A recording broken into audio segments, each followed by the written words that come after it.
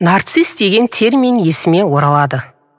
Бүгінгі әлеуметтік желілермен қатар, басқа да қоғамдық қатынас құралдары, баспасөз ақпарат құралдары, әр жердегі әр түрлі жарнамалар, тағы басқа кез келген жерде біз жас кәріміз, әйел еріміз бар, бәріміз өзімізді өзіміз жаңа көргендей сұқтана қарап, айналаға, міне мен осындаймын деп жарнамалауға кірісіп кеттік.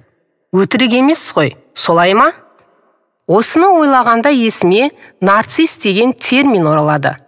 Ертеде сыр сымбатына сөз жетпейтін, көркіне көз тоймайтын бір жас жігіт болыпты. Есімі оның нарцисс болса керек.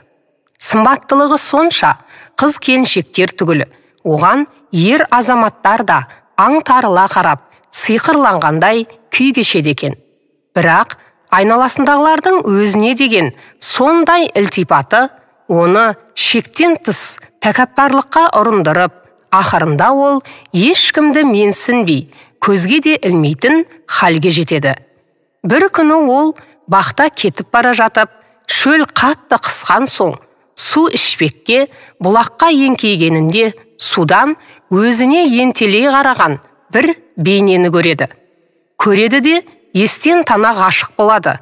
Өмірі ешкімге көз қиығын да салмайтын нарцисс әлгі бейнені көргенде қасынан кете алмай, көзін ала алмай, сол жерде талып қалады. Содан күндіз күлкі, түнде ұйқыдан айырылған жігіт ақыры сол бейне иесін таппаған күйі құсадан көз жұмады. Ең өкініштісі, су бетінен көрген бейне өзінікі екенін нарцисс өлгенше білмей кеткен екен дейді. Кейін келе ғылымда өзін шектен тыс жақсы көретіндерге нарциссизм деген диагноз қою осыдан қалған екен. Осы арқылы не айтпағым түсінікті бола бастаған шығар. Қайта нарцисстің ол қылығын кешіруге болады. Себебі ол су бетінен көрген бейненің өзінікі екенін білген жоқ қой.